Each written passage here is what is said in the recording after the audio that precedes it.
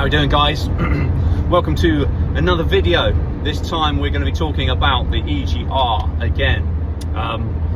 As you've probably seen in my previous videos, we've been on a whole journey with regards to this transporter van, this VW Transporter T5.1 2-litre TDI engine. Plenty of you have got them, I know that.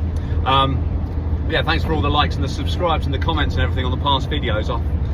This sounds like I've helped quite a few people so far.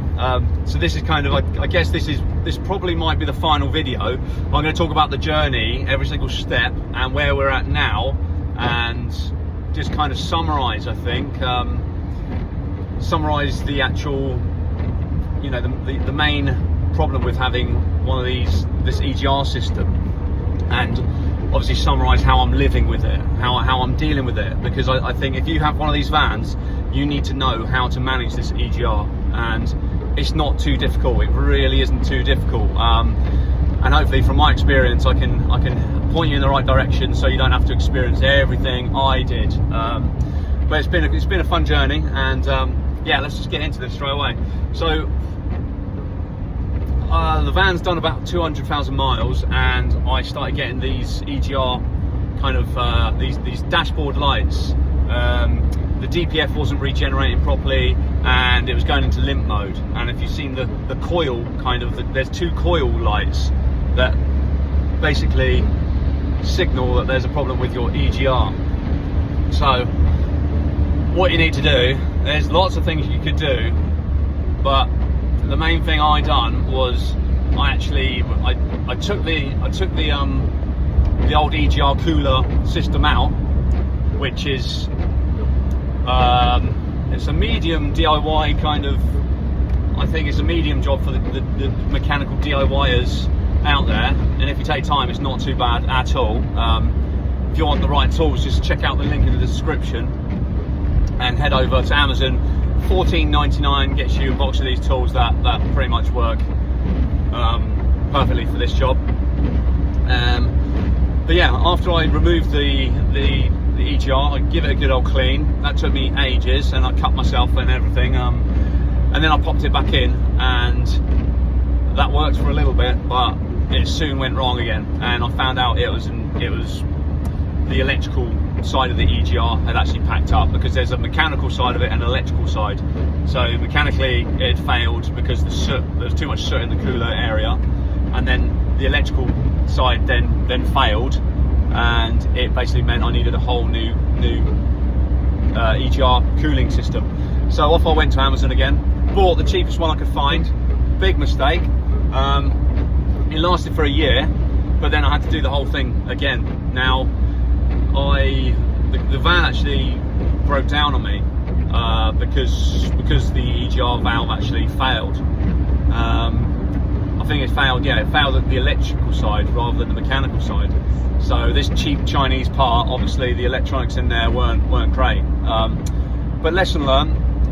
But the quick fix on that one, because the garage couldn't work out what to do, they gave it back to me, and I unplugged the actual plug, the electrical plug that connects the EGR, and then boom, hey presto, the van was working better than it's ever worked before in its life. I literally fired it up, and I could hear it physically breathing. The van was able to breathe. You put one of these EGR systems on, it's like putting a gas mask on. You can still breathe, but it's the sucking and the blowing. It's a lot more resistance on the actual breathing system of the van. So with that whole system being bypassed, I didn't have to map anything out. I didn't have to do anything. I think I just maybe used canister to clear the lights on the dashboard and to reset it from limp mode. That's about it. But I actually noticed the MPG. I was getting more MPG, maybe a 5% to 10% better MPG, and also the torque. So it was a little bit nippier, because like I said, it's like it could breathe. It was like back in the days when you had a hot hatch and you used to get like a K&N air filter and a nice exhaust on the back. It gave it an extra 20 horsepower, and that's exactly the benefit I saw. So there was me driving around really chuffed and happy, thinking I've absolutely nailed it in life. But then it dawned on me that the engine management light was on, so therefore MOT wise it's not going to pass an MOT if you've got the engine management light on. So there I was, kind of scratching my head thinking, what on earth do I do? So eventually I just bit the bullet and went on Amazon again and got one of these Valeo, I think they're called Valeo. They're basically, it's not a VW part, but it's the closest replica you're going to get, and the build quality a million times better than that cheap Chinese one I got for about 100 quid. But yeah, the Valeo part is about £280. So again, it's quite reasonable. And I whacked it in and put it all back together, clicked it in with the you know, I connected it with a connector, and then the dashboard light went, the engine management light gone. So sailed through the MOT, needed 4 new tyres, mind you, which again, if you want to check out my other video, I've done a video about these off-road tyres. I had the BF Goodrich ones on before, the KO2s, loved them so much, but because of the price of tyres have just literally, since Brexit, they're like 250 quid a tyre, and before Brexit they were about 160, so I'm basically testing out some cheaper tyres, so I'll let you know how they go. I guess a quick summary, they've been on the van for about a month, 2 months now, and they're brilliant, and to be honest with you, I think they're more quiet. They're quieter than the KO2s, and also I think they're more grippy, so that might mean they're a bit softer perhaps, and they might not last me 3 years like the KO2s, but if they do me 2 years, then I'm absolutely loving life. Anyway, I'm going off piste. Let's get back to this EGR thing. So took it to the MOT, it sailed through, and now currently as I'm driving my van, been doing some long journeys doing deliveries actually recently, and yeah, it's basically been absolutely fine.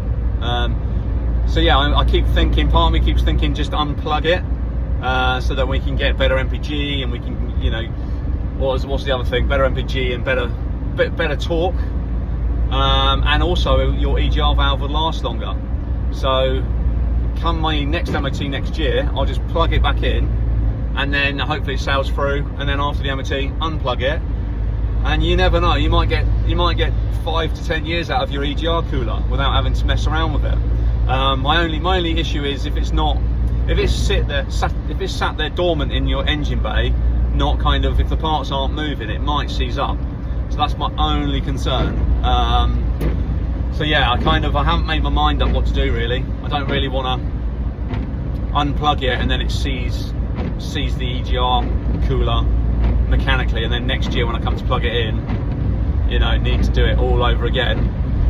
But yeah, at the same time, I mean, these Valeo parts, Valeo, don't know how to say it, don't drop a note in the comments, I'm pretty sure it's one or the other, Valeo. Anyway, that might fail, but I'm sure it won't, because it just looks so much better, and I've done some research and online, all the forums, all the feedback on the Valeo ones, they're the ones to go for, unless you want to get yourself a VW one. I've not even seen the genuine VW ones, and I think they'd probably be about 500 quid. But anyway, yeah, I hope this video's come in handy for you guys. I'll drop all the links to my other videos in the series if you're at the point of having to install your EGR valve, or if you want to see how to unconnect it.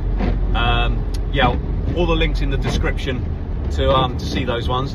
But yeah, thank you everyone for following my EGR journey.